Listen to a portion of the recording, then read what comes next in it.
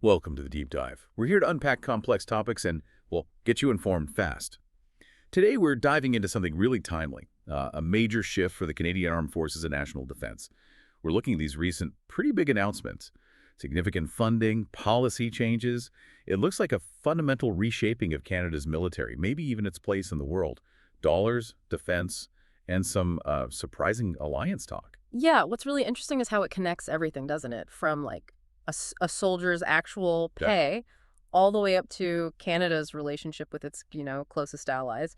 We'll try to link these new plans to the bigger picture, national security, international relations, that whole dynamic. Right. So our mission today is to cut through the noise, lay out what's being proposed, look at the challenges, and maybe see what questions are still hanging out there.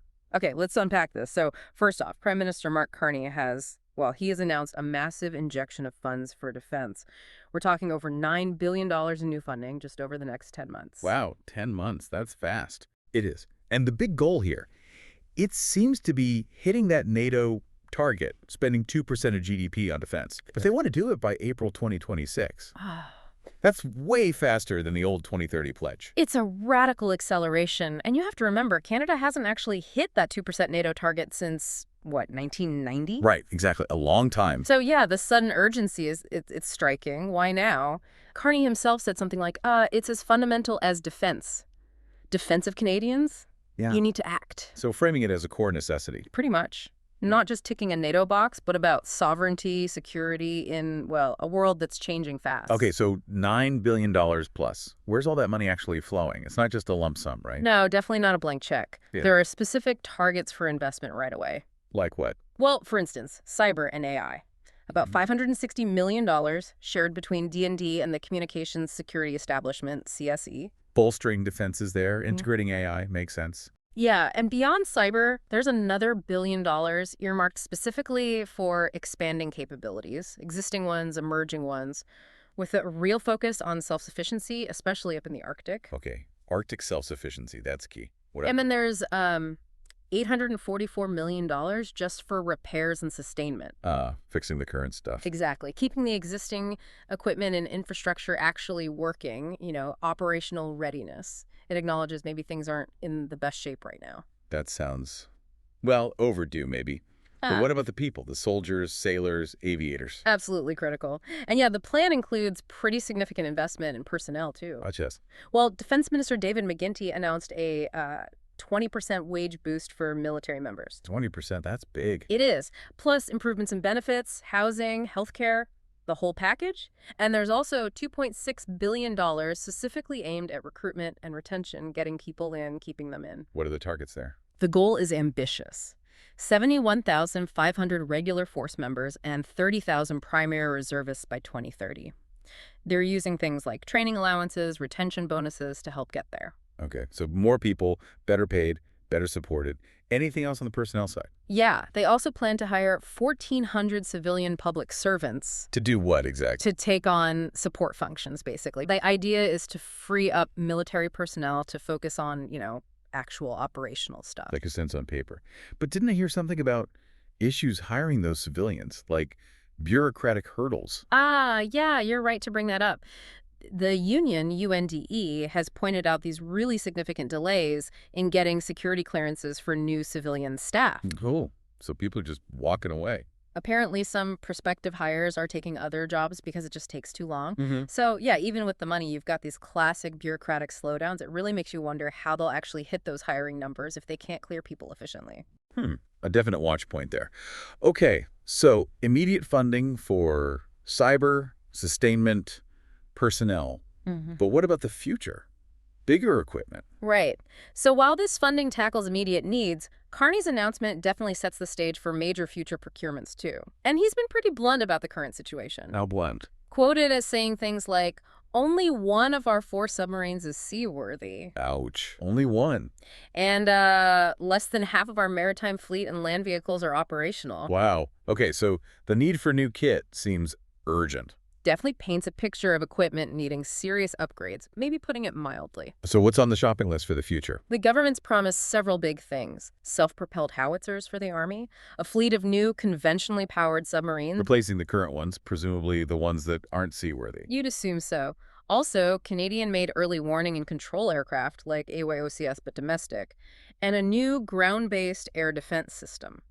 Plus more heavy icebreakers for the Arctic. Okay, that's a serious list. How does the current funding connect to these future buys? Well, the idea is this new money lays the groundwork. It supports developing a whole defense industrial strategy, or DIS. The plan aims to strengthen ties with Canada's own defense industry, make it easier for them to support the CF. Build more at home? Partly, but it also explicitly says Canada can't produce everything itself. So it also talks about strengthening partnerships with allies, maybe using joint NATO procurement channels. Interesting. Okay, partnerships. Yeah. This brings us to the really intriguing part, doesn't it? The potential shift in alliances.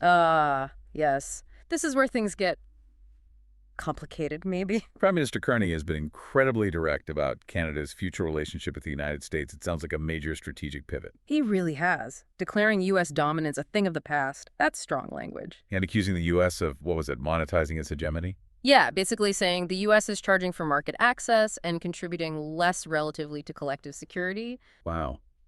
And he explicitly wants to move away from relying so much on the U.S. for defense procurement. Said it outright. We should no longer send 3/4 of our defense capital spending to America. 3/4, that's huge.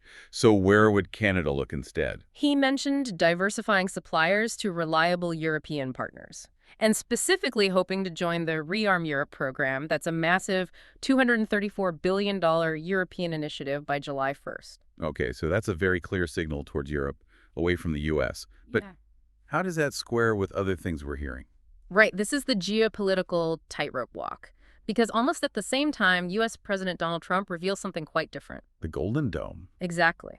Trump posts on social media that his administration is talking with Canada about joining his Golden Dome missile defense system. And the price tag? Trump mentions $61 billion U.S., which is about $83 billion Canadian. But then he added that little kicker. Oh, yes. That it would cost $0 if they become our cherished 51st state. Right, just casual statehood talk mixed with missile defense. Yeah. It really puts Canada in a bizarre spot, doesn't it? Balancing these historical ties with this new stated desire for autonomy, it feels like a real hinge moment, as Carney put it. And Carney's office didn't even confirm these talks until after Trump spilled the beans.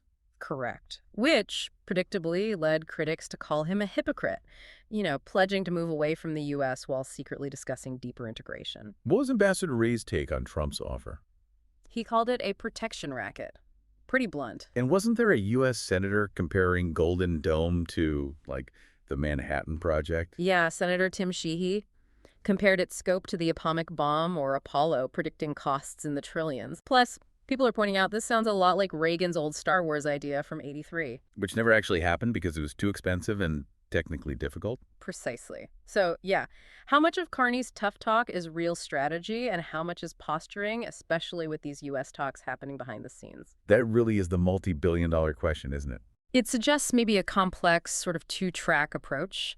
Signal diversification publicly, appeal to that national autonomy feeling, but keep the door open for North American defense integration, even if the terms are unconventional. It highlights the immense pressure trying to balance security, economy, and this very long, very complex relationship with the neighbor downstairs. Definitely. Okay, so moving on from alliances, what about internal stuff? Any complexities within Canada itself? Oh, yeah. There's been quite a bit of confusion, for example, about the Canadian Coast Guard. How so?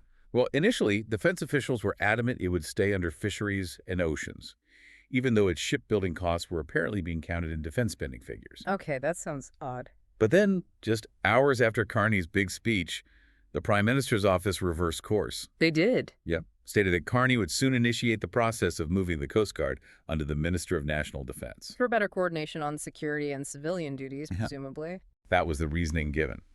But it adds to this sense of maybe things being decided quickly. And what about the biggest question for many Canadians? Where's the money actually coming from? Ah, yes. The funding source. Mm-hmm. Carney has said not raising taxes. So cuts elsewhere. Or finding savings. That's the suggestion. Cuts to other government services or savings found through program reviews are supposed to cover it. Details seem a bit thin so far, though. Which brings us right to public opinion and government accountability, doesn't it? Exactly. What are Canadians saying about all this? Well, recent polls show pretty strong support for hitting that 2% NATO target. About two-thirds, 67%, are in favor of meeting or exceeding it. Okay, so support for spending more. Yes, but there's a limit. Nearly half, 47%, think a 5% GDP spending target would be too much. Interesting nuance. What about the alliances question? Europe versus U.S. The preference seems clear there. 60% prefer working more with Europe to reduce reliance on the U.S. And only 23% prefer sticking closely with the Americans. That's what the poll suggests. A definite tilt towards diversification in the public eye, too. So public appetite is there for more spending, especially if it means working more with Europe. But is anyone checking the math? Budget oversight? Well, the parliamentary budget officer, Yves Giroux, has definitely raised a flag. What's his concern? He's basically saying he can't confirm if Canada will actually meet that 2% target. Why not? Lack of specific details in the plan, plus he pointed to DND's historical record of lapses in spending money efficiently. He's asking for a detailed mapping of the plan's spending. So political will might be there, maybe public support too, but the practical execution and financial accountability, still big question marks. Exactly. Significant hurdles remain on the implementation side. Okay, let's bring this all back down to the individual level. For you listening, especially if you're interested in or already serving in the Canadian Armed Forces, what does all this actually mean? It sounds like tangible improvements are coming. That 20% pay hike is obviously the headline. Definitely. But it's part of a broader boost. Competitive salaries that increase with rank and time skills, comprehensive health, dental, vision for members and families, good vacation time, 20 to 30 days, growing with service. Maternity and parental leave too. Yep, 93% of normal salary, and robust pension plans for long-term security. And I heard something about paid education. That's a big one. The CAF offers programs covering 100% of tuition, books, even equipment, plus you get paid a salary starting around $30,000 a year, plus benefits while you're studying. Wow. What's the catch? Service commitment. Yeah, there's a commitment, usually 2 months of service for every month of paid education, but it's a significant investment in people, plus signing bonuses for certain in-demand trades. And there's that unique military factor in the pay, right? Right. The CAF compensation system tries to account for the unique demands of military life. Things like personal limitations, liability, being separated from family, the turbulence of frequent postings. These are factored into pay calculations. So it's an attempt to recognize the sacrifices involved. Exactly. But it's crucial to remember why this is also important. Past reports have highlighted real retention problems. Why were people leaving? Things like job dissatisfaction, lack of housing, issues with leadership, the constant moves, they take a toll. So this big investment in pay, benefits, quality of life. Yeah. It's directly aimed at fixing those problems. That's the clear intention. It's absolutely essential if they want to recruit and retain the people needed to meet these really ambitious new defense goals and, frankly, reverse those attrition trends. Okay, so we've covered a lot. The huge new funding, the specific targets, the personnel boost, the major equipment plans, the really interesting shifts in alliance talk, and what it all means for individual service members. It really does feel like Canada's at that hinge moment Prime Minister Carney talked about. Big opportunities to strengthen sovereignty, but also facing really complex challenges in a world that's, well, changing incredibly quickly. Yeah, it's a lot to take in. But hopefully for you listening, this deep dive helps show the many layers of defense spending. It's not just about money. It impacts everything from global diplomacy right down to the daily lives of those who serve. So as we wrap up, maybe something to think about is this. If Canada genuinely follows through on diversifying its defense partnerships, moving significantly towards Europe, how might that reshape not just its military posture, but its entire diplomatic identity, its economic relationships, its place on the world stage over the next 10 years or so? Good question. Keep that in mind. And join us next time for another deep dive.